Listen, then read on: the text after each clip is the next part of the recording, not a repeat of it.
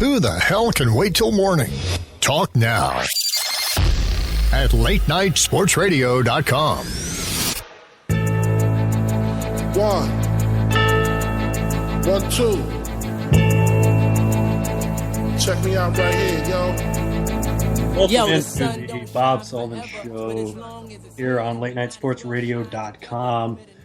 To start off the show here, I have an interview with former Creighton University pitching coach, former Team USA pitching coach, and high school baseball coaching legend Bill Olson. To start the show, do not listen to my questions. They are not very good. Listen to Coach Olson's answers, and they are fantastic. And here it is. Welcome back to the Bob Sullivan Show here on latenightsportsradio.com. I'm joined here by Omaha pitching coach legend. Coach for Omaha Northwest here in Omaha. Won 8 Legion state baseball titles, 6 high school state baseball titles. Coach for Creighton and coached Team USA and won 1 national title as a high school coach. Coach, how you doing? I'm doing great, Bob. Thanks for having me on your show. Coach Bill Olson. Excuse me. Thank you, sir. Yep. That's great. Thank you. So, you've been able to coach with me now for about 4 years here. What's the most exciting part of that? I just enjoy being around people that are open-minded and want to listen and learn. And just like me, I still don't know all the answers. You open your ears, you open your thoughts, and then be wise enough to sort things out that are going to make people better. And you do a great job of that. You've been around the game, and the biggest thing about learning here is trying to make kids better. Wins and losses take care of themselves. Just make kids better and get a smile on their face, and that's our goal. One of the most common things that is said about you is Bill Olson will forget more than you'll ever know. How much have you forgotten over the years as far as baseball knowledge goes? An awful lot, but sometimes it comes back. And I've been so very, very, very, very blessed in my whole career that I always try to go get better. And being as old as I am, I go to national conventions all the time and look for people I need to talk to and try to do some things. But one of the things that I really pick up that's very important to me is to sort it out. You know what? This guy says this and this guy says this. I want to look into it and make sure that this is what we want to do before we make a change. And too often people, this guy said this, let's do this right now. I want to buy into it and buy into it so I can be convinced that this is the right way to do it before I make an overall change.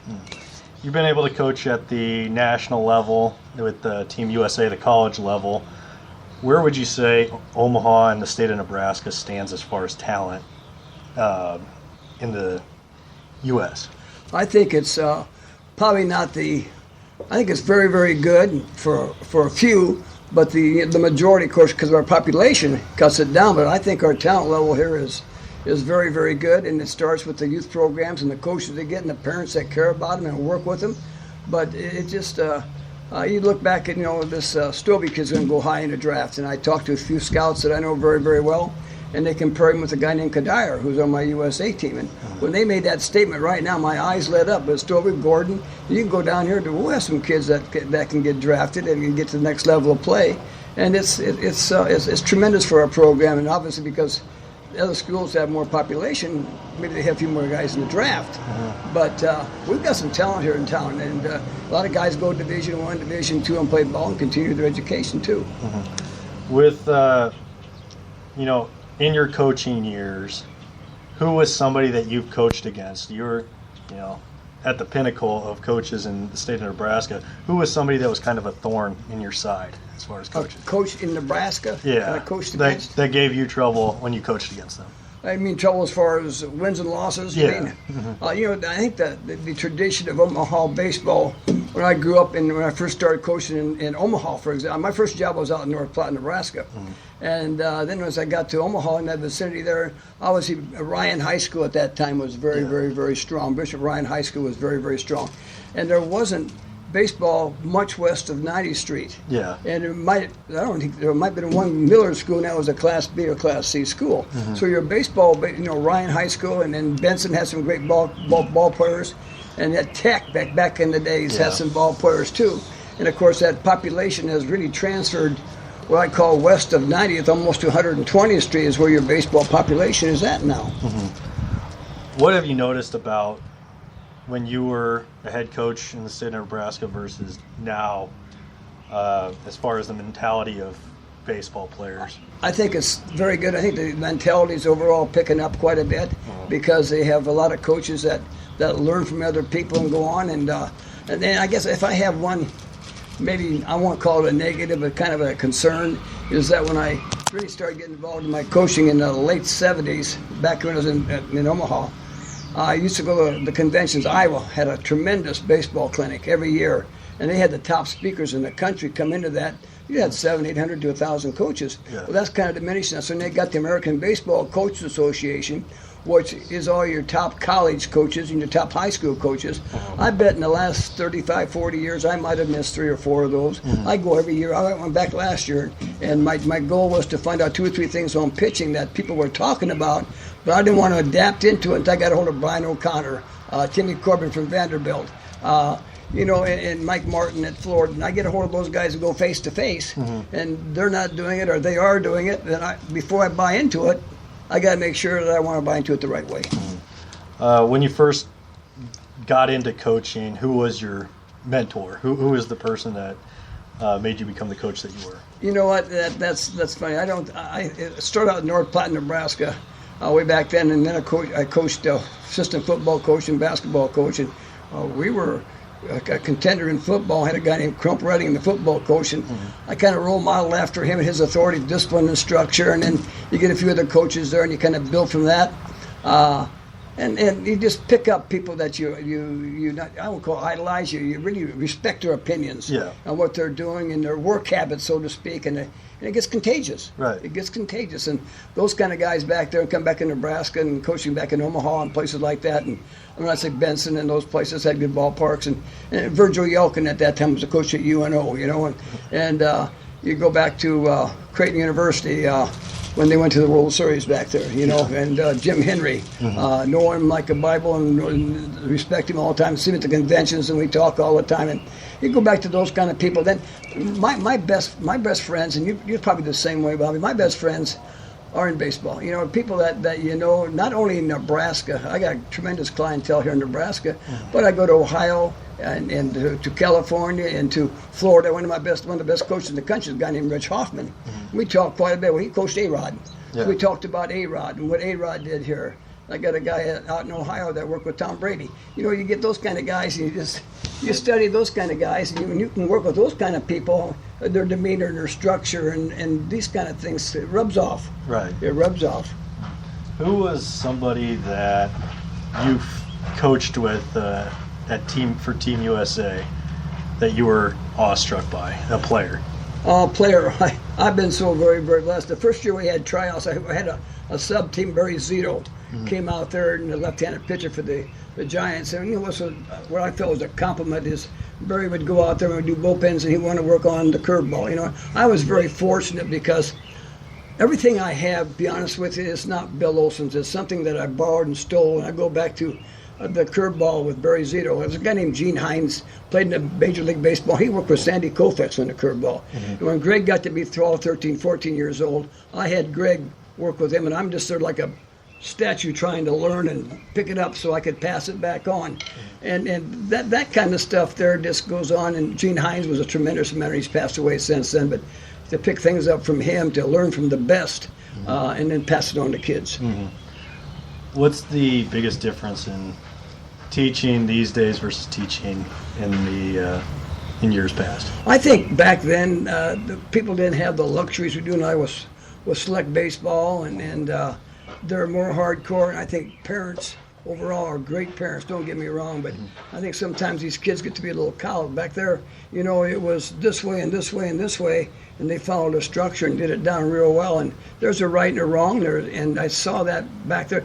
We've got quite a bit of it, but sometimes these kids, you shouldn't be doing that. Well, you know what? This is what we emphasize. We support each other. I use the word team. We're a team. We got to have great players, great coaches, and of course, great parents. If we're all bond together, we got a chance to be pretty successful. Oh yeah. One thing I've noticed with parents is in football, if you don't know what you're talking about, you stay away from the coaches. Basketball, same way. Baseball is the one sport where you deal with people that they might not know anything about it, but they think they know everything about it. How frustrating is that for you? It's amazing that you say that. It's just amazing. I go to ball game after ball game after ball game, and I don't normally sit in the stands. I like to go out in the outfield and sit so I can watch kids hustle, back up bases, and their body language when they make an out or make a mistake. These things are huge to me, and they're more huge to college coaches and high school coaches that are looking for prospects. They don't want that kind of stuff. That body language is huge. Then to hear parents say, why is he pitching here? Why are you throwing this pitch here?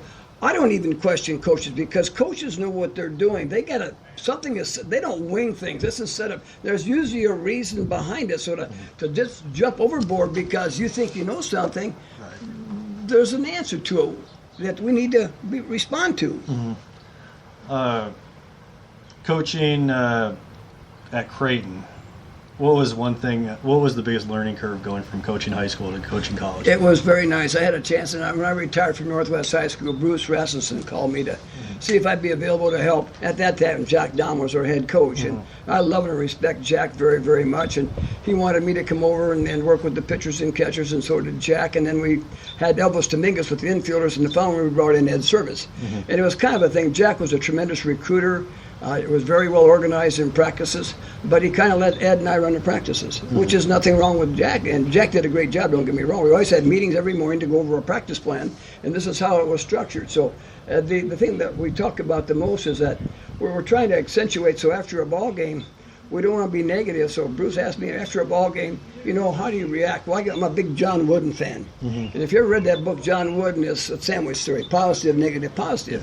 So throughout the course of the game, you go out and you get beat, whatever. We're playing Baylor and down there, and I don't remember if we won or lost. So I say, Jack, do you mind? Let me talk to the kids a little bit. So you dwell on the positive things that happen, and maybe just touch on a few things we need to work on, so to speak, and then finish positive. Right. And I see way too often with little league coaches, they chaw, and the kids get in the car and they just drop their head straight down. And worse yet, though, is in that same car, mom and dad turn their heads back, and they're chawing on that poor kid too. He hasn't got a chance. You've got to find something good to say, you hustled your tail off the field. I like the way you hit the cutoff man. I like the way you back up the bases, instead of saying, you struck out, you couldn't hit, you can't do it. And the kids reap on that stuff. We've got to be more positive. The two biggest things I learned from you were the positive, negative, positive. And then the other one was when you talk to your team, it's we did this, we did that, not you did this, you did that. I think the team part, Bobby, is exactly right. And you go back, let me just take a step back. You talked about the USA team working with Zito. And our first and second years, we had tryouts going out there. Michael Kadire, Matt Holliday, Rick Ankiel at that time was a tremendous pitcher. Rick Ankiel came out of Florida. He just worked every day in practice. Coach, let's go down and work on the curveball. Let's go down and work on this. And then came Gerald Lurs, our kid. Those kind of people, you're a small part of that, but yet I would still, if I go to a ball game or something, or I go to the spring training, I go over the dugout and we sit and talk baseball for 15, 20 minutes. And they still don't, I'm not a peon, so to speak, but they're way up into here, and I'm still here, but they still have the respect to talk to you. And I'm watching, and I say, what are you doing with the curveball now? What are you doing with this now? And they respond so I can learn some more to pass it on. I cheat, I guess, because I want to learn something to pass it back.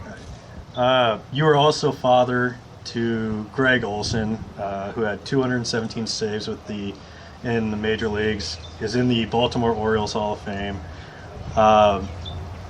Coaching Greg in high school, granted he was a great pitcher, but how difficult was that when you got to the field, separate being dad from coach and son from player, and we saw that with Doug and Greg McDermott at Creighton.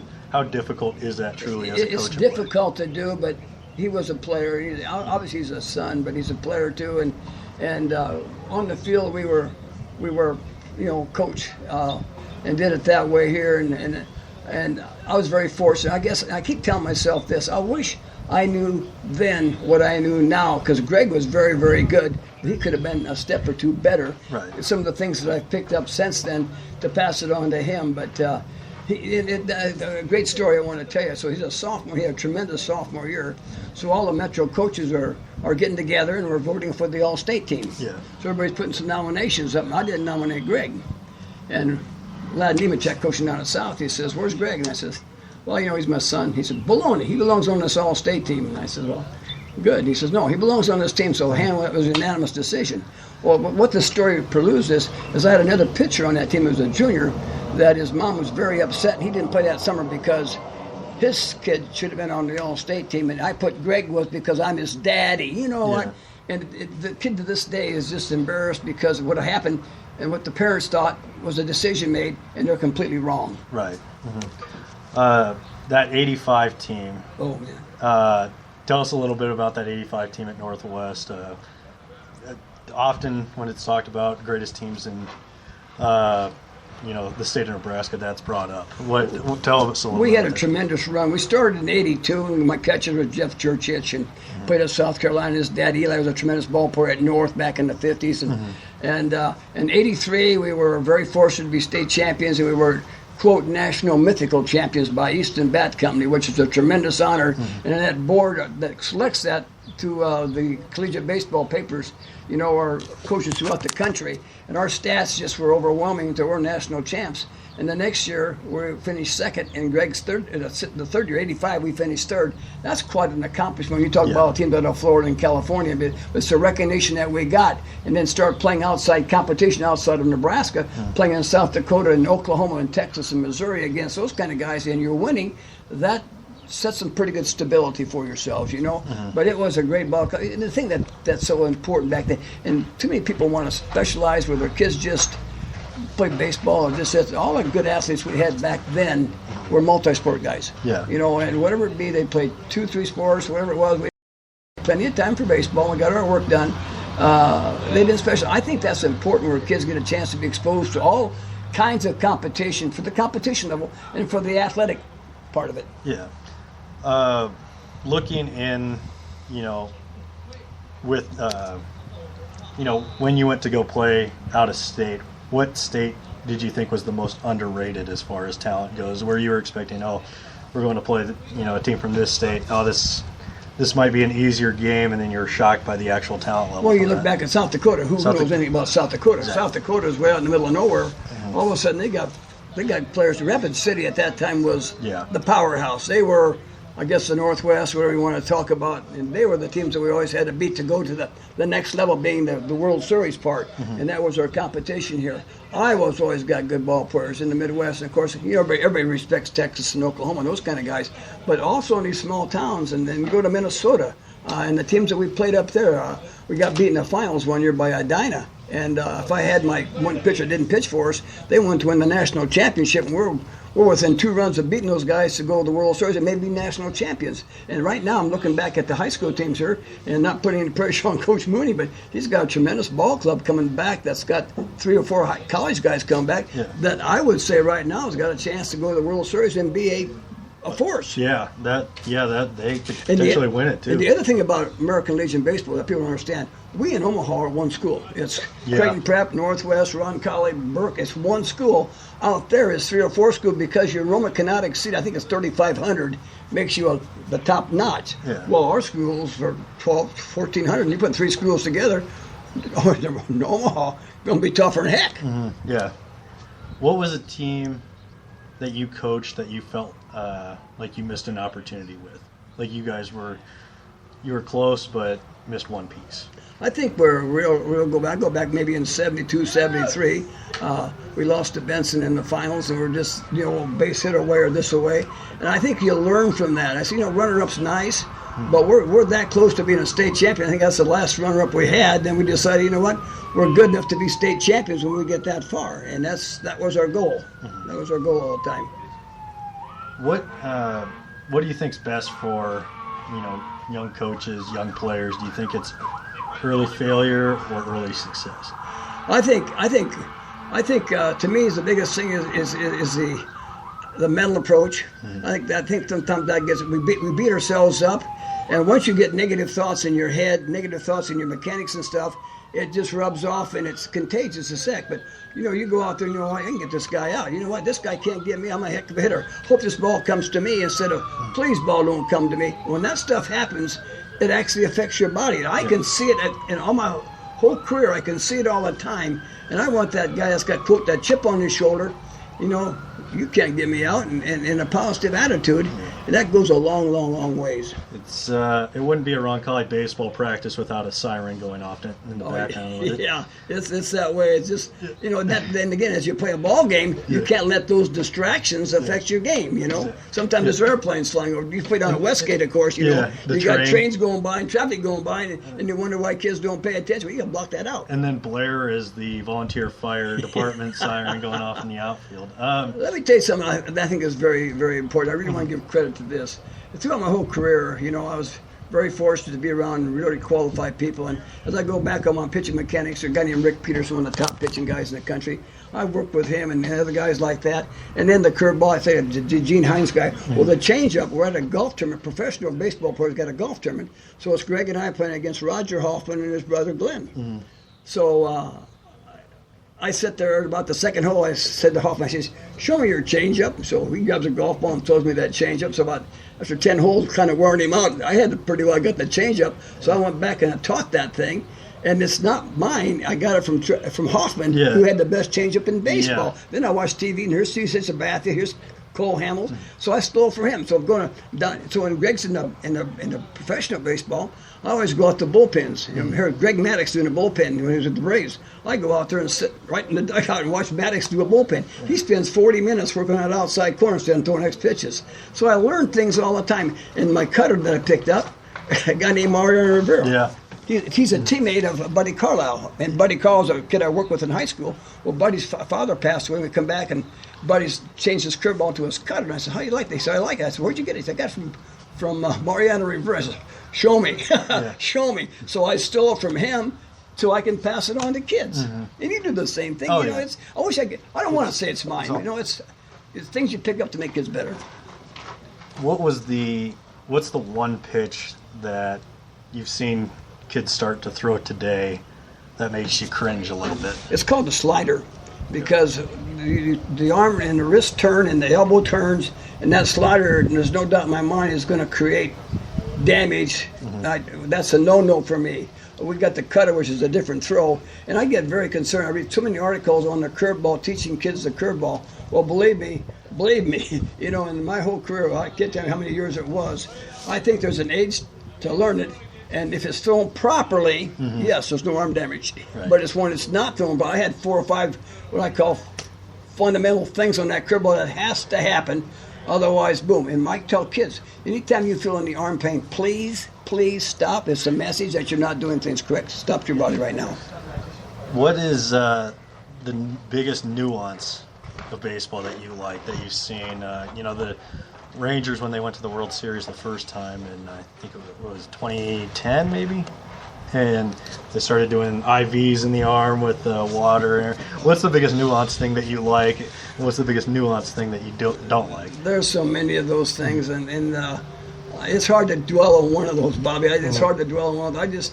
I don't like that. Those guys get to second base and they point that arrow. Oh yeah. I don't know what it stands for, but we get high school kids doing that thing. I don't care for that at all. To me, that's not what it's about, and doing that kind of stuff and showboating yourself off and making a mockery of the game is not acceptable in my opinion. And I think that stuff goes on. It should be nipped out. I don't think some of the teams in the major leagues whose coaches are very stern, that stuff doesn't necessarily happen because they nip it. Watching the playoffs last year, the biggest controversy was the Jose Bautista bat flip. Oh, man. It got policed this year when he got punched in the face at second base. But what do you think in the majors, what do you think the proper time frame is for getting revenge? Or is there a proper time?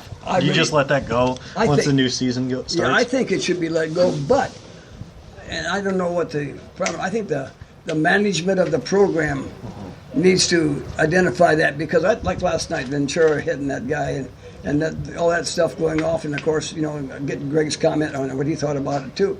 I just think that stuff needs to be nipped. I think the the organization can nip it more than a player knocking you down or an opposing team. That's just my opinion on that thing. Right. You were in the Omaha Sports Hall of Fame as coach. What was the call like when you got you were told that you were nominated and enshrined? Very, very, very thrilled, very, very excited when you stop and go back on the history of Omaha athletics, you know, the Bob Boozers and the Bob Gibsons, and you go to Ron Sayers and those kind of people, and you're a part of that fraternity, so to speak, was a very big honor, and I'm very, very humbled to be a part of that thing. And even better, it had to have been when Greg got into the Baltimore Orioles Hall of Fame. What was that ceremony like for That you was as so not nice. only as a coach, as a father? I went to it with my family, and I brought my daughter out there, and I got a chance to make some comments. And on opening field day, they're playing Texas, and Gerald Laird was a catcher. I got a chance to go in the locker room and talk to Gerald Laird when they're playing those guys, and then Greg going up there, and just goosebumpos. The three of them, of course, Bucky Showalter. There's a tremendous amount. Johnny Oakes was his coach, and I think one of the best guys Greg ever played for was a guy named Frank Robinson. Oh, yeah. And I just get so perturbed because Frank Robinson would sit there and during the course of the game constantly teaching. You get guys on the bench jacking around. I'm saying, why wouldn't you be sitting right in his pocket learning some baseball from the best guy in the world? Exactly. Yeah. It is amazing to me when guys just screw off and don't listen or don't talk to people that can help them out. A couple more questions before you get going here. Looking at at Major League Baseball right now, who is the best pure baseball player in your opinion? I think I like Trout real well. I really like Mike Trout. I like Harper. I think he's got so much talent. But sometimes he, goes off on a tangent. When it was a Popple John that jumped him that one case, you know. This guy's got so much class. And I think is you're a role model, and you got little league coaches and players looking up to you. And when you can get by with something like that, well, Harper can do it. Why can't I? Harper's a tremendous ball player, and Trout doesn't have that stigma right now, so to speak. Right. And those are the guys I look at. Of course, and I watch. You talk about that. I watch the games there. I watch the pitchers for 4 or 5 innings and the catchers and stuff like that. It's so fun to watch those guys. Molina as a catcher for what he does is calling the game and how he takes charge. Perez from Kansas City. Those guys just stick out. I just love to watch those kind of guys because this is how the game's played. Yep. Greg went to Auburn, and did you ever get to watch Bo Jackson take batting practice? Oh man, yes. And Yes. Tell me a legend of Bo Jackson this is you the experienced. Greatest story. Greg was very fortunate in his first year as a freshman. Bo Jackson was there, and then of course he had a first baseman named Frank Thomas. Yeah. And that's a pretty good wahoo, but Bo Jackson was what they said about him was unreal. He was incredible. There was a game they're playing Clemson, and Bo had already hit a double or triple. So the coach was a guy named Bill Wilhelm, and Bo came up the second time, and Wilhelm said to his pitcher, in so many words, you got my permission to throw at him. Yeah. Well, the coach from Auburn, Hal Baird, a good friend of mine, heard that. And he says, hey, Bo, he's yelling out to Bo in the box. He says, they throw at you, you can charge the mound. Yeah. So this pitcher's about 5'10", lefty, if that, about 150 pounds, if that. And he heard that, and he heard that. So you're going to listen to your coach, throw at him, or you're going to have Bo Jackson knock you over. Yeah. So he threw the ball across the plate, and Bo hit it way out of the ballpark. So as Bo was rounding the bases, as he touched second base and third base, he turned to third base and pointed, and Bo stuttered real bad. He says, Coach, don't mess with me. Yeah. Oh, my gosh. And Hal Baird said that, and the whole stands heard that. That's a Bo Jackson story that is, this guy was incredible. I mean, whatever they say about him is absolutely true. Who was the best athlete that you've coached against in high school baseball? Holy cow. That's a tough question. Mm-hmm. There's so doggone many of them. It's tough to go out and pick out one or two. Right now I can't put a name with somebody right now because it caught me by surprise here. And good athletes, like I say, playing more than ones. There were some tremendous baseball players we played against. And of course, Greg was an all-state football player, recruited very highly by Nebraska, Missouri, Kansas in football. But to be a 250-pound tackle or go in the big leagues and be a 230-pound pitcher and make the Rookie of the Year your second year, what was your dilemma there? So we decided baseball was the best chance. That's very difficult to say. I don't have an exact answer on that one. Last question. Does Greg wish that his career had started about 20 years later when the reliever, it became that and the starters were done by the 5th inning. Yeah. So the reliever was just, reliever is God right now. Yeah, the relievers are gone, but it's an amazing story when Greg was a closer, because those games when I was at that he'd get up in the 8th inning and then the game would get tied up and he'd get back up in the 9th and the 10th and the 11th up in Minnesota. He'd get up 4 times. Finally won the 11th inning. He'd already thrown how many pitches and he got beat. Mm-hmm. Well, finally when he's with the Diamondbacks late in the early 2000s, I went to the game and Bucky says, hey, Greg's not going to close tonight. And I says, oh yeah? He said, no, he's been up for the last 3 nights. We're going to set him down. So the game got 1-run ball game. Somebody else got up and got loose in the bullpen. Mm-hmm. But when that closer gets up, or a relief guy gets up, if you don't use him within 1 or 2 times, then you already wasted his arm, see? And I thought that was a major factor in what's going on with relief pitchers, so to speak, right now, and how they're being used and misused. Mm-hmm. Last question. What was more nerve-wracking? Greg throwing the no-hitter in the state championship game, going throughout that game with your son on the mound, no-hitter, or watching him pitch in big games in the majors? What's more nerve-wracking? It's tremendous, and that game that he threw in the state tournament, I hate to be egotistical, he struck out 18 batters and threw a no-hitter and hit a home run for us, and phenomenal ball game. That was at Rosenblatt, right? That was at Ralston Field. That was at Ralston. We didn't play in Rosenblatt. I don't think that's in sort of late 80s, early 90s, but that was in Ralston Field and playing against, Coach Payne's a good friend of mine. And there were some tremendous, I can't give you the names of the number of high school players in Prep and Westside and Miller that were Division I players that went on to play next level of play. Mm-hmm. And then to watch him in the major leagues, it just, you get up there, you pray and hope that he just has a good year. Right. And then going to games, before the games, and going in the clubhouse and watching their demeanor with Rick Sutcliffe and Mike Messina and Ben McDonald and Cal Ripken and all these guys year after year. I can tell you a story about Kevin Brown. I always wait more time about Kevin Brown, and those kind of guys, being in the clubhouse with those guys and just seeing their demeanor and learning from it. Mm-hmm. But I think, watching him pitch in the World Series, and you got to throw, he made the All-Star team. He got loosened up in the bullpen. They didn't need him. But, being there with all those quality guys on the All-Star for the major leagues is... Right. He's got great bonds and great friends with a lot of those people right now. Baseball's a great network. Yeah, it is. Absolutely. Well, Coach O, truly appreciate you being on. Honor to talk to you. Honor to coach with you as well. It's been fun the last 5 years coaching Bob, with you, man. Thank you for having me. I enjoy it. I enjoy it. Love baseball. Love people. Love you, man. Yeah, thank you. Thank you. Thanks, buddy. Hope we're all right. Yeah.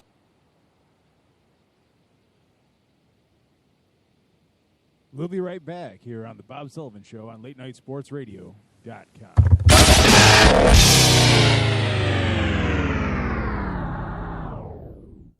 Lost or found love, lying by your side.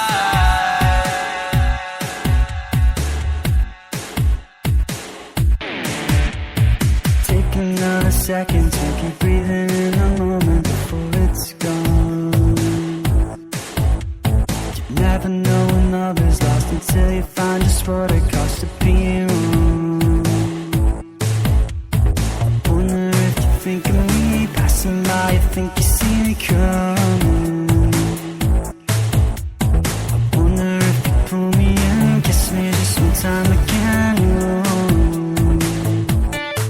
Cause in the final hours of night, do you remember?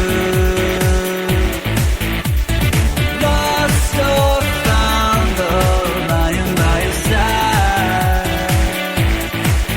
Cause in the final hours of night, do you remember?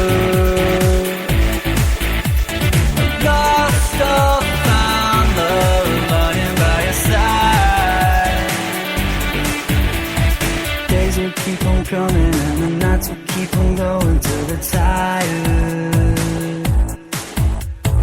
Falling fast asleep and as they dream of ghosts of beats filled with desire. The chance of life is all around, a chance to take is always found. Oh, writing on the lullabies on the lonely living life. Oh, in the final hours of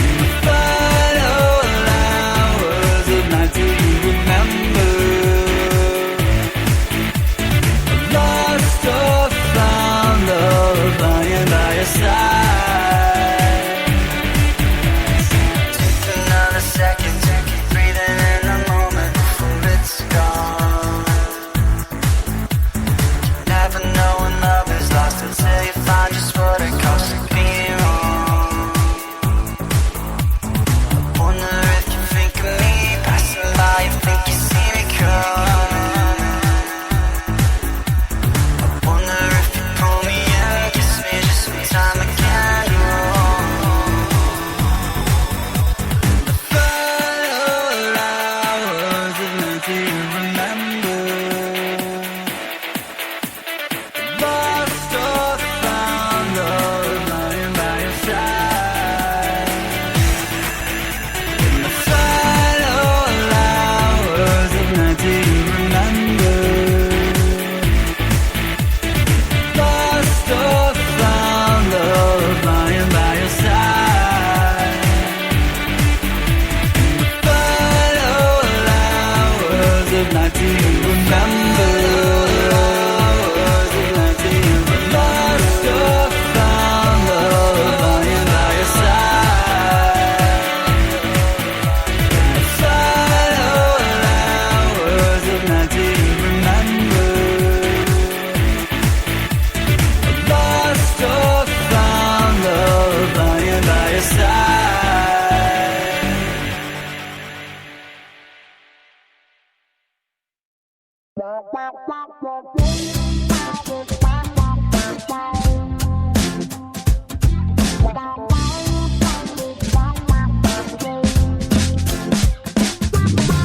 Baby, you're a mystery. Tell me what's a girl gotta do? Looking at the history doesn't seem to give any clue.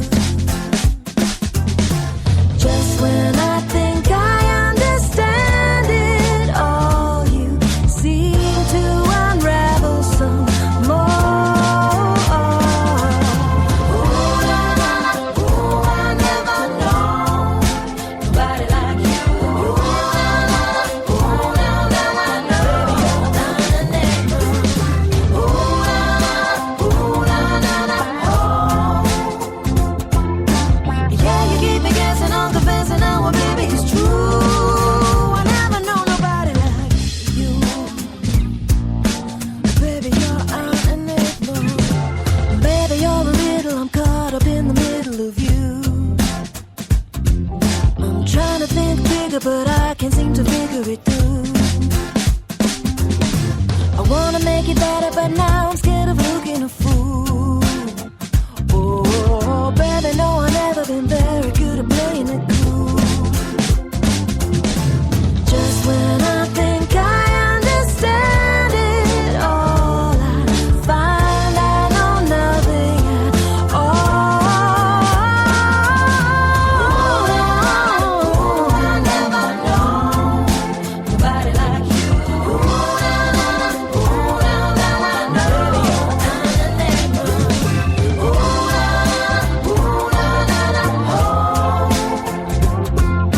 Yeah, you keep me guessing, I'm confessing now, baby, it's true. I never know nobody like you. Baby, you're an enigma. Ooh, baby, you're an enigma.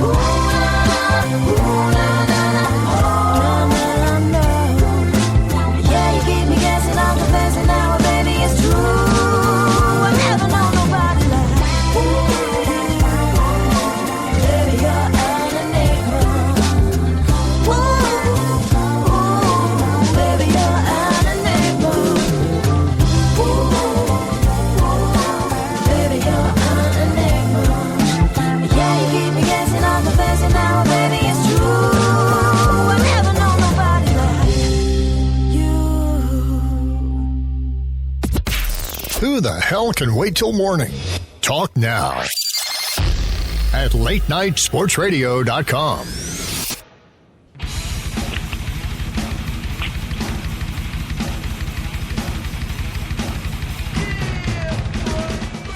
Welcome back to the Bob Sullivan Show here on latenightsportsradio.com. I am joined here by Jeremy Sickle, Sock 101, and he is actually the first podcaster that invited me on his own show.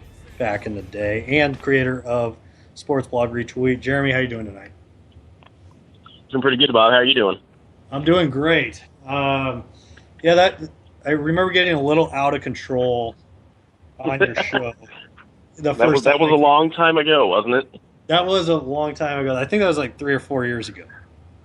Yeah, it was good times. I know we started. Me and Jeff Ratliff started Pop Fly Boys, and sort of stemmed in from just a written blog to a podcast, and we had a lot of fun with that show. I kind of miss it sometimes, you know.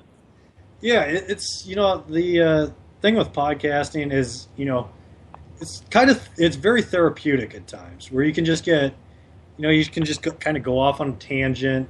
If people are listening, great. If people aren't, no big deal. But you can just talk and spew your feelings, and it's kind of therapeutic.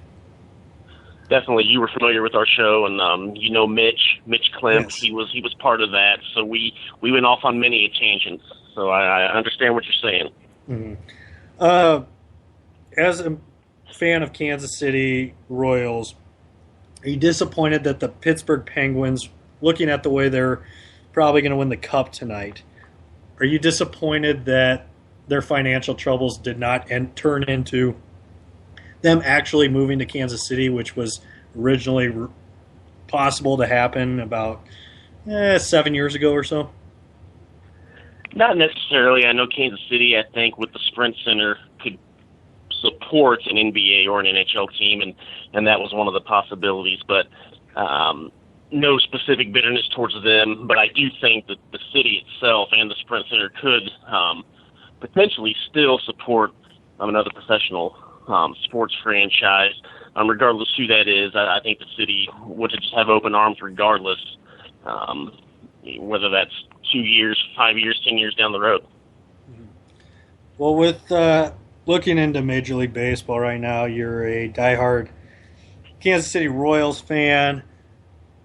What have these last 2.5 years been like for you, going from a fan that is bitter towards all the losing to a fan that actually gets perturbed by losses that cause problems for your team?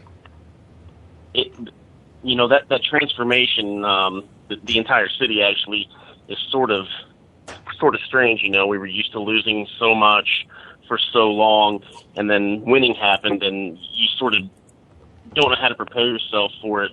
So you're right. When we go back to losing, a little losing stretch here and there, I think it sort of takes people back to how it felt when we lost for so long.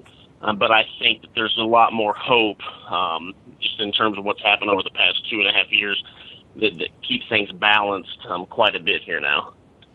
Is there any? Do you have any bitterness towards fellow fans that are kind of new on the scene, where it's like, where they're the ones that are way more critical and way more upset, where you're like, okay, you guys were not here during the 03 run. You guys were not here during the, when there was times where it was just bad, and you're just hoping for a 500 season, and you're suffering through draft picks that don't pan out. What is it like dealing with the new fans that have all of a sudden become Royals fans in the area? Well, I'm sort of falling under the more the merrier aspect of this. Okay. You probably heard about the parade that happened here after the Royals won the World Series. It was amazing. Obviously wouldn't have been that large or been that impactful if those new fans hadn't jumped on ship to support the team. But you're right. Without knowing the entire history of the franchise, the long 30-year droughts, it's sort of it's kind of tough to deal with it. But again, I sort of understand it, because I think a lot of the fans that went through all of that history not necessarily have forgotten about it, not necessarily have put it in the rearview mirror, but I think that we've sort of adapted to this new breed of fandom, and sort of accepted the new ways that the Royals are, carrying through now. Have you noticed anything in your, in the business world, for you personally, where it's like, like 5 years ago, people were like, that guy's a Royals fan. And the conversation just ended. Now it's like, that guy's been a Royals fan for 20 years. Like, holy crap, that guy knows his stuff. Like, is there a different, view of Jeremy Sickle because you are a Royals fan now versus 5 years ago? No, it's a funny story, though. I was walking into a Quick Trip. This was 2.5 years ago now. So that's probably a great establishment, by the way. No, Quick Trip's phenomenal. If I ever hit it rich, I'm building a Quick Trip in my basement. I'll staff it fully, and I can go on and on about Quick Trip. But anyway, it's about 2.5 years ago when the success really started to kick in. I was walking into the store, and an older gentleman was walking out, and he, I'm not necessarily super young, but I obviously wasn't as old as this guy, and he looked at me, and I had my Royals hat on. He said, "Oh, a Royals fan, huh?" And I said, "Yeah, been one all my life." And he said, "Well, how old are you, son?" I go, "I'm 32 years old." And he goes, "Oh, well, you don't remember when we used to win. You're one of these new fans that, just know about the losing." And, he's right. I was 4 years old when the Royals won the World Series. But that sort of strikes you as, the older generation still potentially looks at these new fans and thinks that they don't know the history. When I don't want to peg anyone as that. I think that the fans know enough about what's gone on to not peg them as that new fandom, that new breed that only knows the winning culture that's happened over here in the past 2-3 years. Is there, right now in the Central, 3 games back of Cleveland, it's been a strange season in the fact that Chicago got off to such a hot start. Kansas City is just, I feel like they're kind of playing possum right now. Like, they haven't looked good. They haven't played that great or anything, but I feel like they're kind of playing possum where they're just going to let these, the Tigers, White Sox, Cleveland, I think they're just like, okay, we're just going to do our thing. These teams are going to have their time to shine at some point during the season, but at the end of the day, I feel like the Royals are going to come out on top. How do you feel about this division? Well, I think the division's a lot more like it was 2 years ago than last year when the Royals, they hit their stride really early. The division wasn't that good, and they just put it on cruise control for the entire way, hit the playoffs and continued that same run, obviously, all the way to the World Series championship. But this year it's a little bit more competitive. I don't think the Royals have necessarily been pegged as having that hangover. I just think that the competition's a little bit better. The Royals have been hit with the injury bug. I'm not sure if it's more so than the other guys, because I know the Indians are missing Michael Brantley, and that's obviously a big hole in their lineup they got to fill. I don't think it's more so a possum thing. I think that the Royals, this is the team that they are, but with a better division than it was last year. Because, this happens last year, the Royals would still have that cushion if they lost 5 of 6, 6 of 9.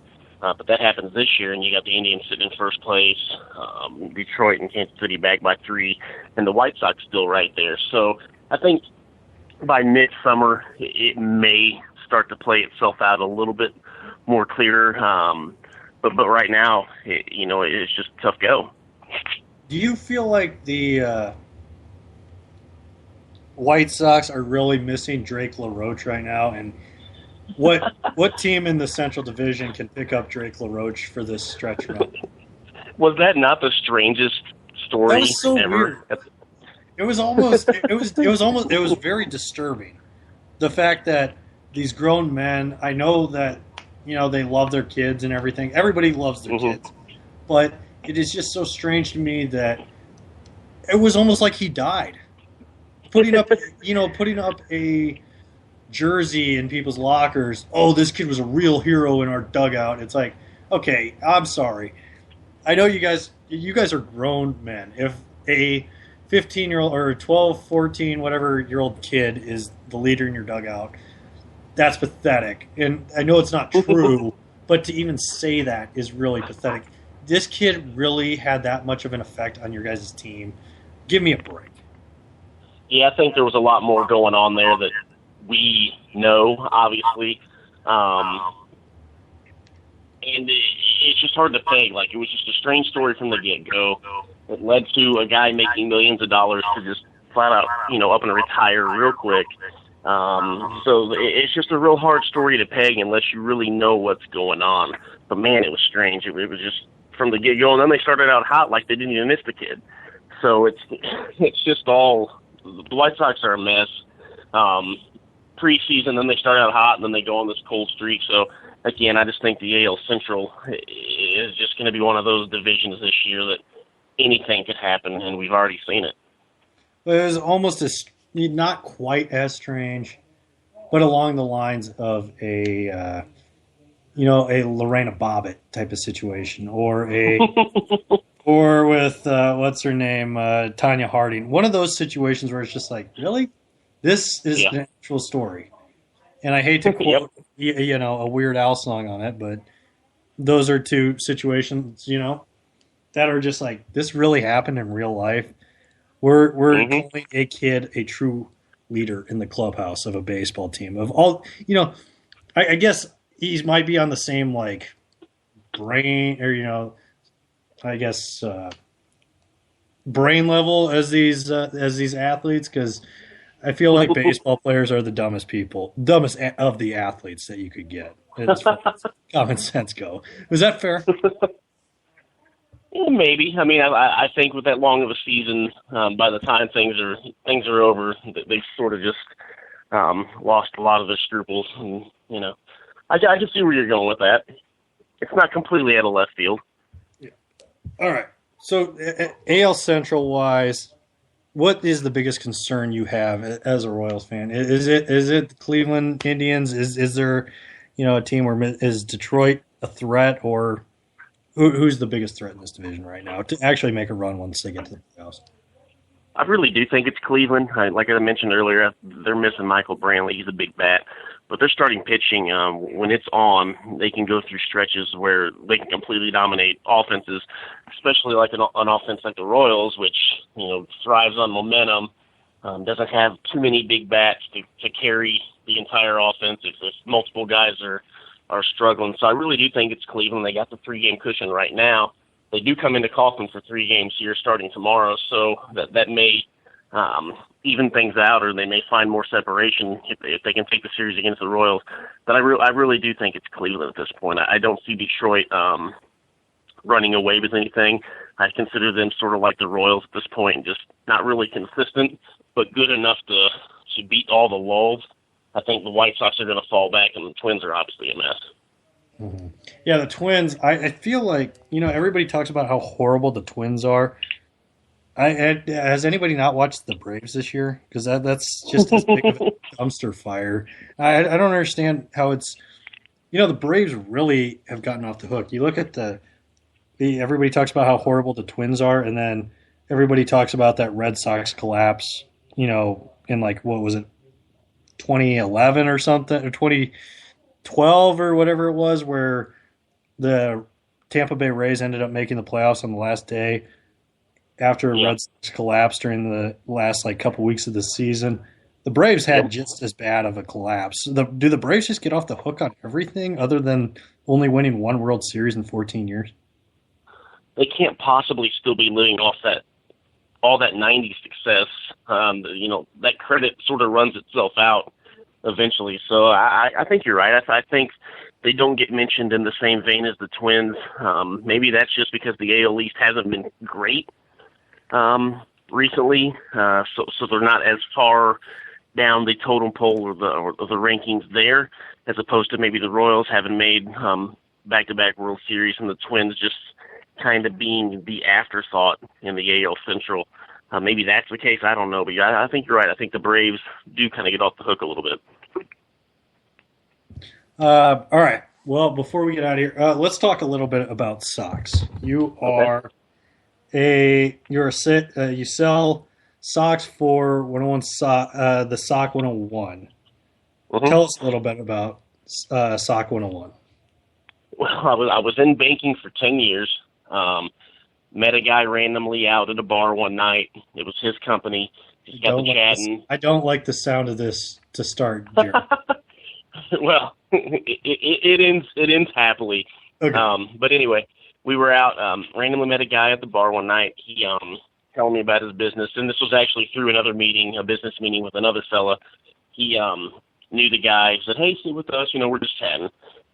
So all in all, this guy was part owner of the sock company. I was like, "Hey, that sounds pretty interesting. Talk to him a few more times over the next couple months."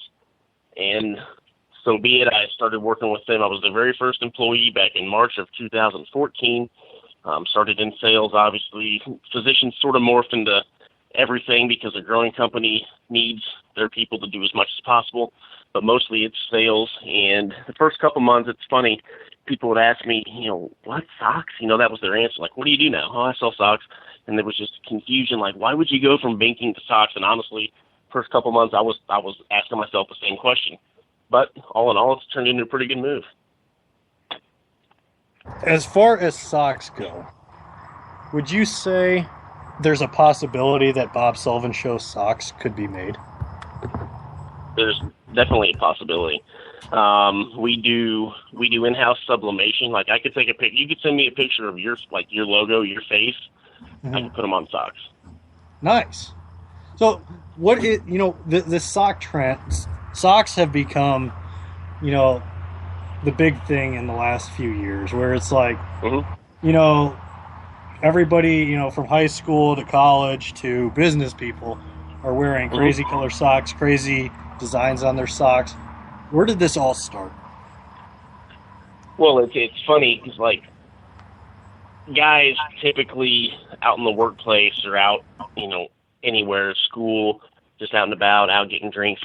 There's not really a lot of pizzazz with their wardrobe. It's just typically the business suit and tie. Well, socks became that differentiator to where it started to become a competition, and that buzz just created this entire world of just socks. We have a sock of the month club that we have with the company. A lot of other sock businesses have the same thing, but it's just strange how that morphed from, like, a lot of people say the sock is the new tie. It's your way of changing up your wardrobe to be noticed. And it's right.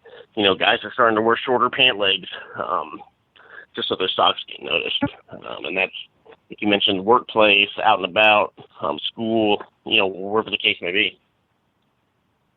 I'm a big fan of, I like a combination of sock.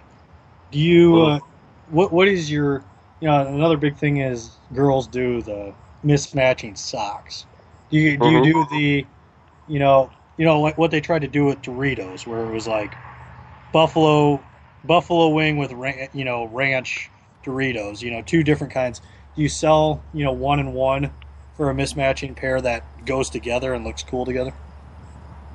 We don't do that per se. I know there is a company, and the name's escaping me right now, but they'll sell a 4-pack of socks, and it's pretty much the same colors, but each 4 socks has its own different design, to where you can mix match those 4 individual socks for pairs throughout the week or whatever the case may be.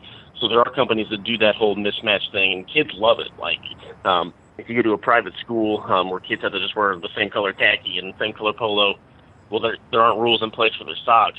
Kids just go nuts with it. Well, Jeremy, on that note, do you want to tell everybody where we can find you on Twitter, the internets, all that good stuff? Definitely. Twitter's just at Jeremy Sickle, JeremySickel. You can find socks at sock101.com. Other than that, that's pretty much it. I'm on Twitter all the time, whether it's following the game or chiming in on all the big sporting events. I sort of stay away from political just because I don't want to go down that rabbit hole too often. But yeah, at Jeremy Sickle on Twitter. Well, yeah, next time I have you on, we definitely, I bet we could have a half-hour conversation about QT, because, they're now coming out with drive-thrus at QTs. I mean, QT is just revolutionizing the game of gas stations, right? Oh, it's crazy. I was in Oklahoma 2 months ago, and the very first drive-through Quick Trips just right outside of Tulsa and Ardmore, and we had to stop. We got off the highway, stopped, took pictures, bought the drink. It was nuts. Yeah. All right, Jeremy. Well, I appreciate you coming on, and definitely have to have you back on again soon, man. Good time, Bob. Thanks. Take it easy. And we'll be right back here with Jordan Buscarini here on the Bob Sullivan Show here on LateNightSportsRadio.com.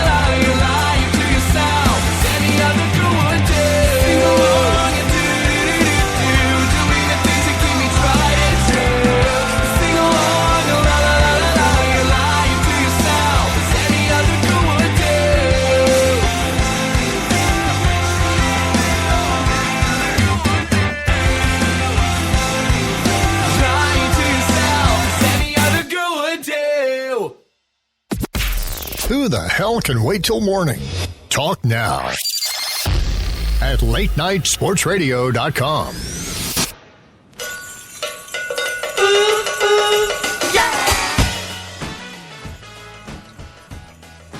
Welcome back to the Bob Sullivan Show here on LateNightSportsRadio.com.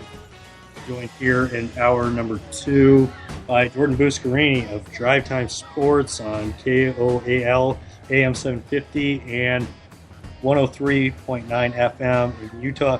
Jordan, how you doing tonight? I'm doing fantastic, Bob. How about yourself? I'm doing very well. You have a fantastic radio voice to make up for my poor podcasting voice.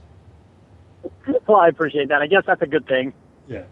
Well, Jordan, big news today is Draymond Green will not play Monday in Game 5 of the NBA Finals. Obviously a big deal. Your third best player, if you're the Warriors, is going to be missing. The fortunate thing is you have a 3-1 lead. How much of an effect, is this going to have on the rest of the series? Do you think the Warriors, struggle in Game 5, or do you think this just motivates him a little bit more? That's a great question. It's interesting because Draymond Green, in my mind, has been the most consistent player on the Golden State Warrior roster throughout the NBA Finals. And I think outside of LeBron James, whose numbers have been very appealing to the eye, if you take a look at the box score, obviously it hasn't translated into wins, but he's been floating around a triple-double each of the 4 games so far in this set. Draymond's been very consistent, and he's been very good defensively. So I do think this will affect Golden State. It's at a crucial juncture because even though it's 3-1, right now, I mean, all Cleveland, what they were playing for in Game 4 is to shorten the series, make it a best 2 out of 3. If you win Game 5 at Oracle, you get it back home for Game 6. Cleveland has been very, very good in the postseason at home. Kevin Love has looked completely different at home compared to on the road. So if the Cavaliers win Game 5 without Draymond Green, there's a legitimate chance that this team could get it done. And a lot of people would call me crazy. Look, LeBron James is the best player in the NBA, best player in the world. Like the guy or not, let's be real. I don't necessarily want to go up against the best player in the world in a one-game winner-take-all for the NBA championship, regardless who's on my team. This could definitely affect the series. I don't know that it will. It could. We're playing worst-case scenario here for Golden State. I don't like the Warriors' chances in Game 6 in Cleveland. So I think they need to get the job done tomorrow night. Without Draymond, it's a little bit more difficult. It's all going to really depend on what does Andre Iguodala bring to the table now. We need Andre Iguodala from last year's NBA Finals on both sides of the floor. He's going to have an increased role. The good news for Golden State, they are the deepest team in the league. This is a rotation that Steve Kerr can stretch 10, 11 deep if he actually wants to. We're in the playoffs. Most teams are running 8, 9 deep. So, now the numbers are put to the test. And, I do like Golden State's chances to play Thompson and Steph Curry, but it's an interesting dynamic. It's definitely an interesting wrinkle to throw in at this juncture in the series. Yeah, it's the one thing that this playoffs has kind of been low on, especially in the Eastern Conference, was drama. In the Western Conference, there was a little bit with Curry's injury, and then the Warriors getting down 3-1 against the Thunder. But it's been a pretty low drama. The biggest drama, as far as I'm concerned, is, I always like when there's a player that has, 5 or 6 technicals, and there's like when the Lakers played the Celtics, that was a big deal with Perkins. There was a big deal with Dwight Howard a couple of years ago, or a few years ago in the conference finals of his technical situation. Last year was even a concern. That's always great drama to me. And going into this finals, that was one of the big pieces. Is Draymond gonna make have a stupid play, or is somebody gonna try to bait him? And surprisingly, it was LeBron, not intentionally baiting him, but got into a little scuffle, and Draymond's the one that kind of gets screwed. Now there's actually drama in this finals, because even after that 30-point loss in Game 3, I didn't really feel like there's a threat of the Cavs coming back. I still don't, but I still feel like there's a chance that the Cavs can force 7 now because of this storyline. What is your thought on the drama that this causes because of that? Yeah, well, the NBA playoffs have lacked drama, no doubt. I mean, we've had 19 games decided by 25 points or more.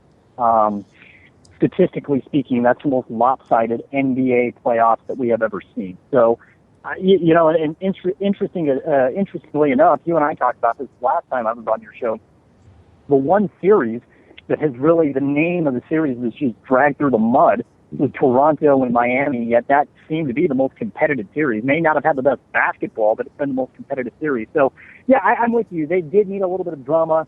The thing that I look at, and I understand how it's done. I understand the reasoning why Draymond is now suspended. But my problem with it is you go back to the Oklahoma City series. I thought Draymond should have been suspended then. You look at what happens in this Cleveland series and this particular, like comparing the two situations, there's no comparison. So suspending him for what happened in Game 4 compared to what happened in the OKC series, to me, it's unbelievable. Like the two, they're on completely opposite ends of the spectrum. What he did in the OKC series, heads and tails above what happened in this particular series. But the problem with Draymond is you've been walking a thin line for a very long time, and there was definitely some frustration on Cleveland's end.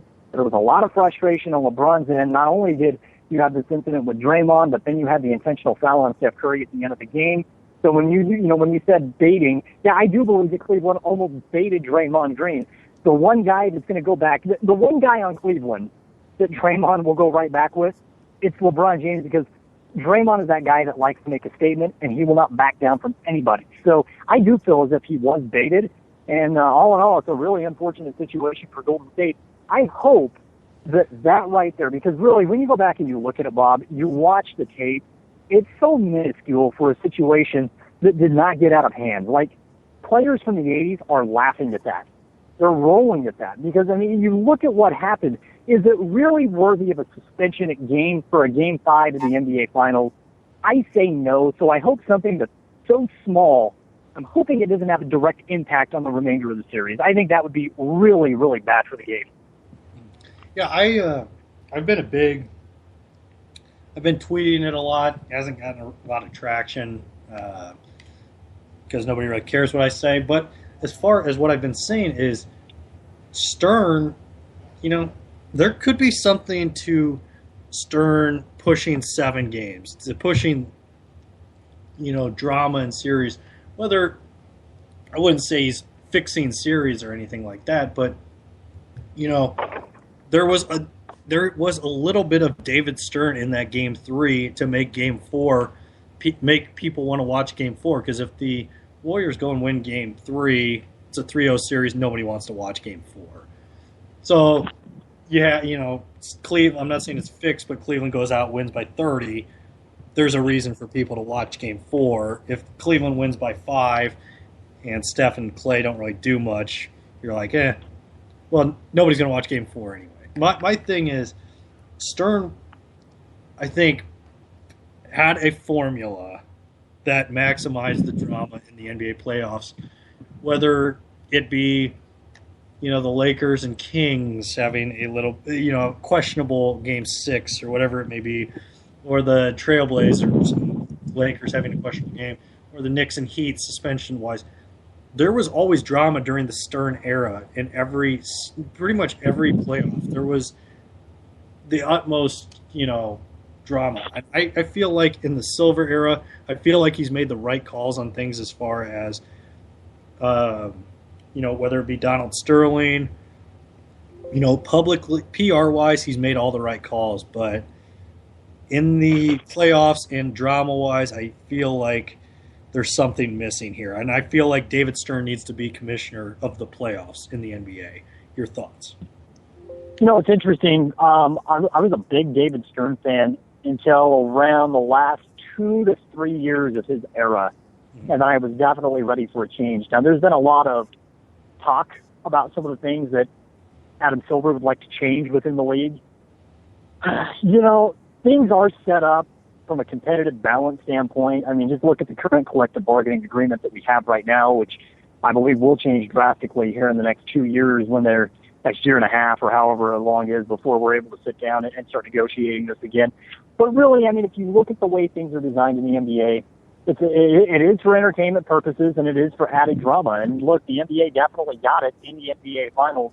A lot of people will call foul on this because there's a lot of people that had a problem, a lot of pundits even, that had a problem with Tyronn Lue's comments. And, of course, the NBA had a problem with it as well, of him saying that LeBron James never gets the calls. And then you have LeBron saying, I don't know what's going on all year long. It's been hard for me to get to the foul line.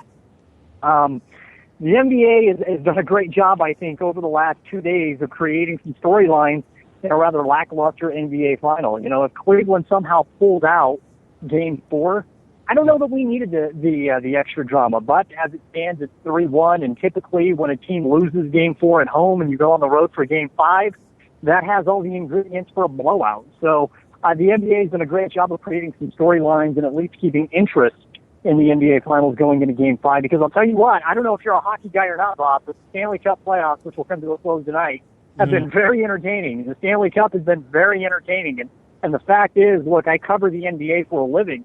The fact is, we're mentioning the Stanley Cup of the NBA Finals. There's been more competitive balance in the Stanley Cup than in the NBA championship. So, the NBA has done a great job here over the last 48 hours of creating some storylines.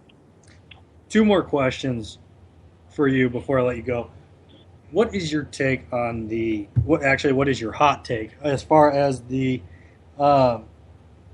with the Cavs, what is the fix? Do you just, this series, I can't imagine they're going to come back from this without Draymond Green, even without Draymond Green in Game 5. I can't imagine the Cavs win this game or this series in 7 games.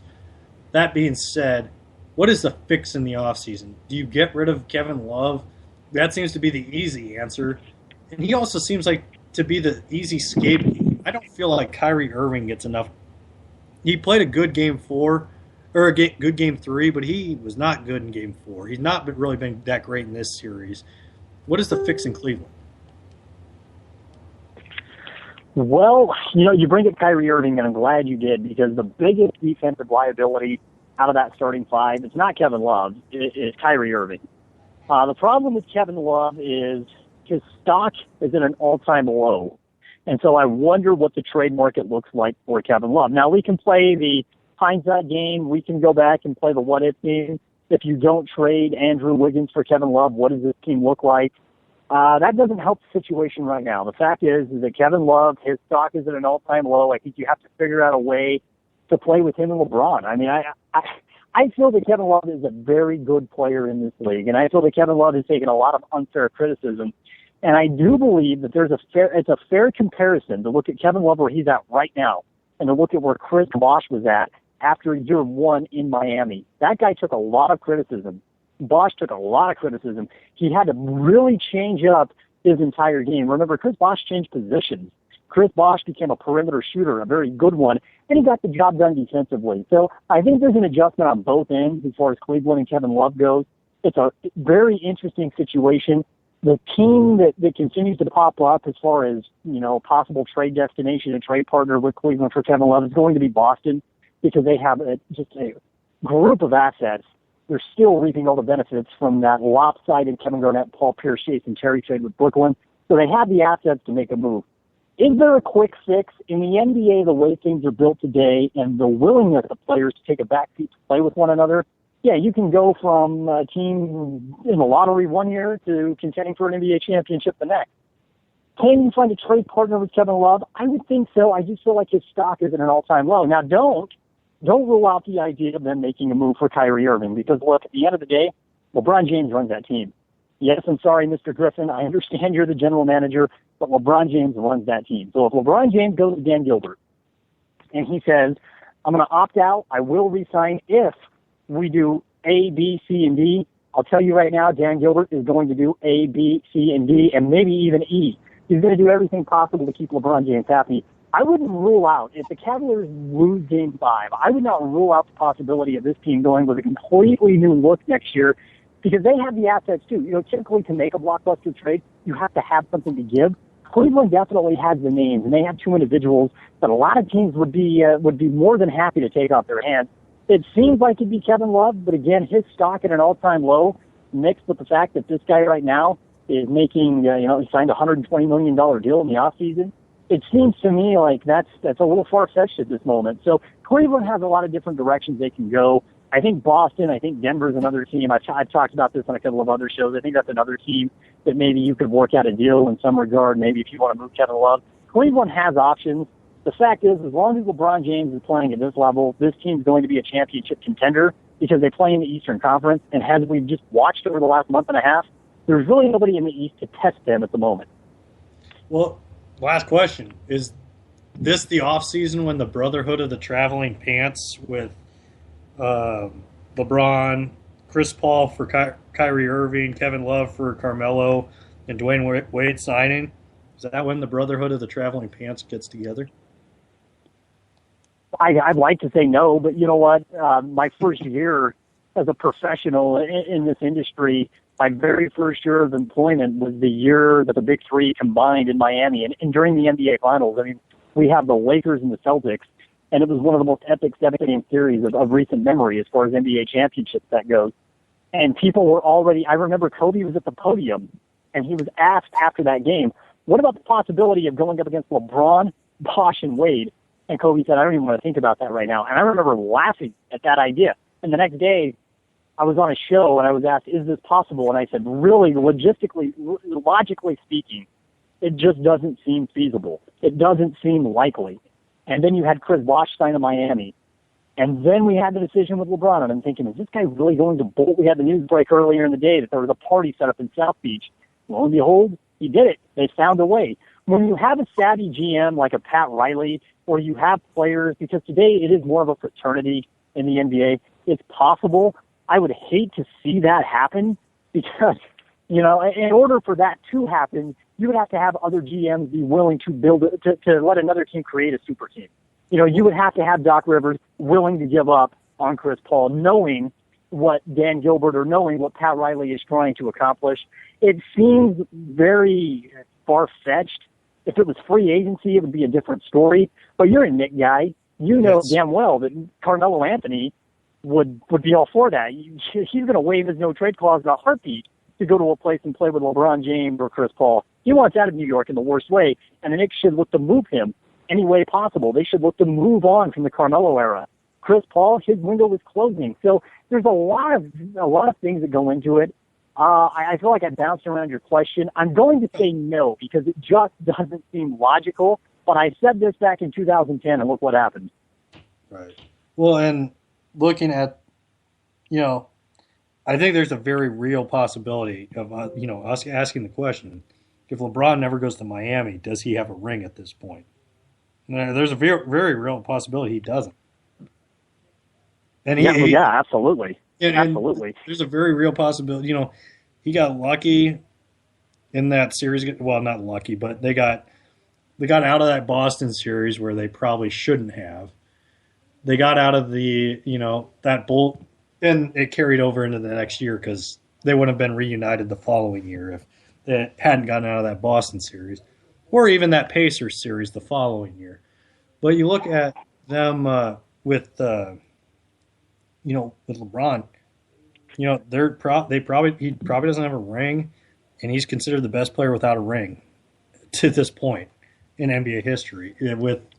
I just don't see him having a ring because nobody really wants to go to Cleveland, and to that point, they had pushed all the wrong buttons as far as saying, J.J. Hickson is going to be a cornerstone, with LeBron James. We're not going to give him up for Amari Stoudemire.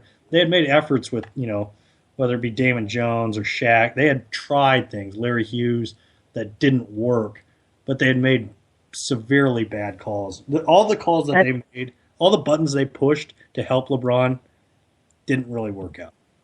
No, you bring up J.J. Hickson, and they were not willing to part with Hickson to get Amari Stoudemire, so their alternative was Antoine Jameson. Yeah. Again, that was a horrible move. So no, you're absolutely right in that regard. And when you look back on LeBron's career and you play the what if game, you mentioned the Boston series and you mentioned the Indiana series. Let's not forget they probably should not have beat San Antonio, and we didn't even take the probably out of it. They should not have beat San Antonio in 7 because that series should have been over in 6. So it's an interesting thing to play. The fact is LeBron has gone to the NBA Finals 6 consecutive years. I'm not taking anything away from him. I understand that the Eastern Conference is not the best to say, but look, he's still done it. He's played a lot of extra basketball. He has been the gatekeeper to the NBA championship for 6 consecutive years. Maybe that's enough to entice people to come with him. Dan Gilbert screwed this up once. Dan Gilbert cannot screw this up again. I think he could, but he could. He could, but he shouldn't. Let's put it that way. Fans will never forgive him, and I'm with you. He probably will, but in a do or die sense, this is something that he can't mess up. He has to pull every card possible. Exactly. Well, Jordan, truly appreciate your time again. Always a pleasure talking to you. I love listening to Triple J podcast with you, Jabari, and Jameson. And do you want to tell, I'm sorry for keeping it a little too long, but do you want to tell everybody where we can find you on Twitter, the internets, the radios, all that good stuff? Yeah, it's always a pleasure to join you, Bob. I always look forward to coming on and talking with you. I do the Triple Threat podcast with Jameson and Jabari. That's weekly. We talk NBA basketball. That's kind of the side project for me.